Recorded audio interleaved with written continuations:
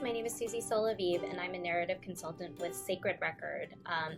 A narrative consultant is someone who helps you with your story in a different variety of media. So I help people find the truest heart of what they're trying to say and put together the threads of that narrative so that they continue to sound like themselves and feel like themselves when they're putting themselves out there in the world.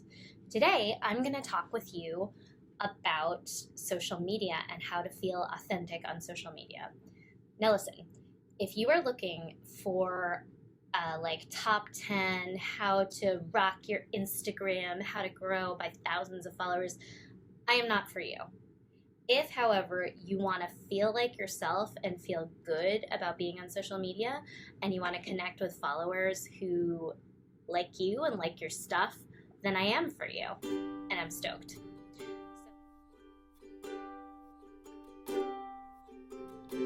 Welcome to Say Yes to the Mess. Let's start by talking about the Fatal 5. What not to do on social media. Thing number 1, let's talk about vulnerability. Vulnerability is both physical and emotional. My first 2 of the Fatal 5 have to do with physical and emotional vulnerability. Number 1. Do not violate basic safety rules. I mean, that's the least sexy of all of these, I'll be honest, but don't tell people where you live. Don't tell people where you work. If you're not comfortable with it, don't post pictures of your kids. I never post a picture of my daughter's face. My personal rule is that I don't say her name, and I never post a picture of her face online. Don't put any of your super personal information on there. Number 2, equally importantly, do not get vulnerable about stuff you haven't already owned. If there's a piece of your story that feels super vulnerable and you think is going to benefit others, that's amazing. Good for you. Put it out there. But if it's something that you haven't fully processed, if it's something that still really gets to you or that you're in the messy middle of, don't put it out there because not everybody has good intentions on social media. So be conscious of what you've owned and what you haven't owned when you're deciding. Don't post emotionally, like mid-emotion. If you feel like you're in a very heightened place, write the post, save it, make a decision tomorrow. That's fine.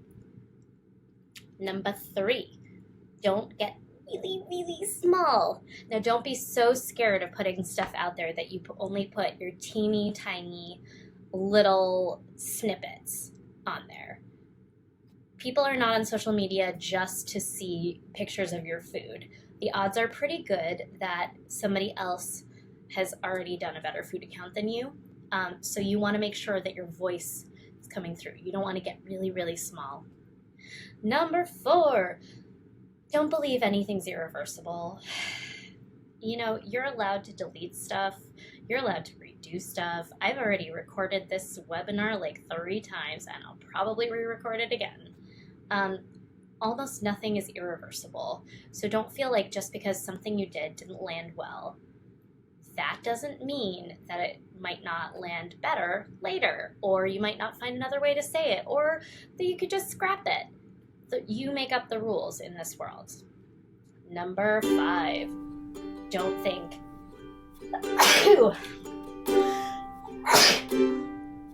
Excuse me. Number 5, don't think you're alone. Whatever it is that you're doing or going through, somebody else has probably done it or gone through it. All right, let's look at my personal example of a really crappy social media post. Where'd my mouse go? There it is. Okay, I call this my sad slide post. So this picture is not a picture I took. I found it, on a stock photo site, and it's not like a bad picture, but it doesn't say anything. I edited it so that it was focused a little more on the slide. In this post, I was writing a personal story about something that hi Muffin, we'll get to him in a minute. I was writing a personal story about my journey as a consumer and how I wanted to reframe myself as a consumer, and I was in the middle of a shopping ban. This was not the right time to put this content out into the world. I was not ready to talk about the shopping ban. I had not really identified I wasn't ready to say the words shopping addiction yet. I'm almost ready now, but I wasn't ready to talk about it in that context. So this reads more like a diary entry than anything else. I was still feeling really vulnerable about it. I didn't want my husband, for example, to go through it and like read about how much I was struggling. And if I haven't confided in my husband yet about this stuff, why would I confide in a million strangers? I shouldn't. Okay, so content aside, this post is really hard to read. Do you guys see how this copy is sideways? Like, hi Muffin again. I keep doing that.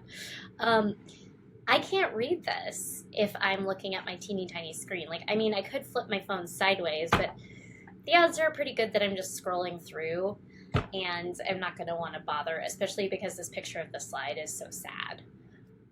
There's also too much text. If I were to put it all in the right way and it was like a quote or something, maybe people would be interested. But hard to read plus too much text equals 0 engagement. You know how much engagement I got on this photo? Maybe like 1 like from my mom.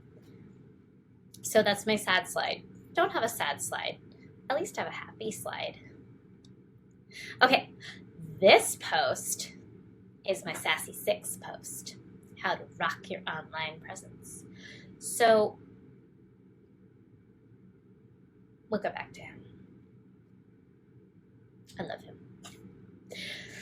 All right, so here are the Sassy 6. How to rock your online presence. Number 1, post regularly. Cannot emphasize this enough. If you're like me, you're going to tend to do better with posting on the fly than you are with planning, unless you have a campaign or something going. But if you are like many people out there, you will want to plan at least 3 posts a week so that you know you have content. I am a social media junkie. I post on my Instagram constantly, and I'm always taking stock photos for myself. So I always have something ready to go, but if that's not you, if you don't enjoy it, there are a couple of great apps out there that will help you plan your posts in advance. I use Planoly, and that's my favorite. So post regularly. Minimum once a week, ideally 3 times a week. I post every day. I can't help myself. Number 2, show your face. This post is not the best example, but I definitely show my face at least once a week. And that's because showing your face builds emotional attachment. You really need to form that emotional connection with your audience if you're hoping to build some kind of brand. That has to do with, like, the majority of the people I work with are interested in selling some kind of service. If you're not interested in selling a service-based thing, if you're selling like your art or your photography, this is not as crucial. But even so, people want to see who you are every once in a while. Number 3, pick a theme. You can choose colors, you can choose seasons, you can choose puppets, you can choose whatever you want. But if you have like an ongoing theme, even for a week, it will make your feed stick in people's minds and it will be more fun for you. Remember, limitations set you free. Number 4, make new friends. Okay, a lot of us are started off on social media in order to connect with the people who are already in our lives. But one of the great joys of being on social media is meeting new people with whom you have things in common. So that's where the hashtags come in. Hashtag, hashtag, hashtag. I mean, I'm friends now with a lot of friends, but I've also started following people because of the hashtags I use. When I use a hashtag, my first thing is that I go and once it's up, I click on it and I see what else is going on. And that's how people find me too. It's really fun. That's one of the fun things about social media, connecting with people all over the world, especially when you've removed the personal vulnerability portion. I'm not talking about honesty, I'm talking about like physical and emotional vulnerability that could put you at risk. When you remove that, you have your boundaries, you can meet friends online, and it's fun. All right, number 5, make new friends, but keep the old. Make sure that if you have someone you have a connection with online, you're commenting on their stuff, you're letting them know that you like their work. What else? Send them a DM, offer to collaborate, pick up on their hashtag, repost them. It's a blast. You'll only strengthen your connection. I DM with people I've never met all the time, but who feel like my friends. I still stay in touch with my in-person friends, so don't worry about me, but I love having these friends online. Okay, last but not least, only post what you want to look at.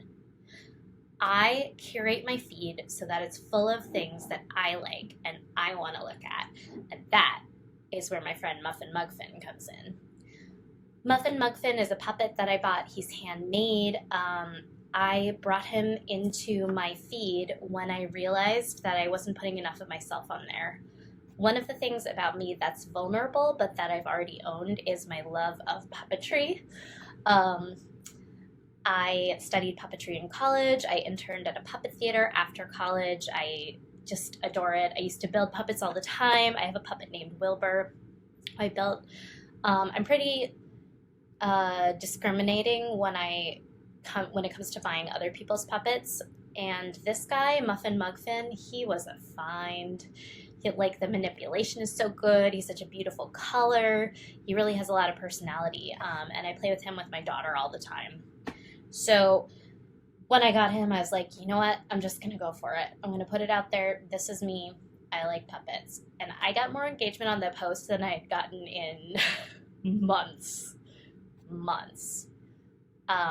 Showing something that I love, that I cared about, and that I enjoy looking at, that got me engagement, and that will get you engagement too.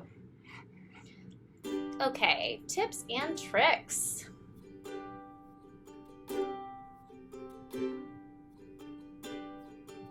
Okay, so just to recap, here are all of the things we've talked about. We've talked about the Fatal 5. We've talked about the Sassy 6. If you pay attention to the Fatal 5 and you actively move away from them, and if you remember to incorporate the Sassy 6, then you are in business. You're going to have a feed that makes you happy. And that is what I care about more than anything else, like 300%.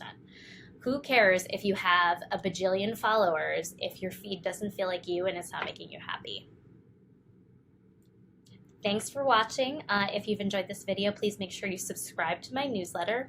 Again, I'm Susie Soloviv and from Sacred Record. This has been Say Yes to the Mess, getting real on social media. And I will talk to you guys soon. Take care.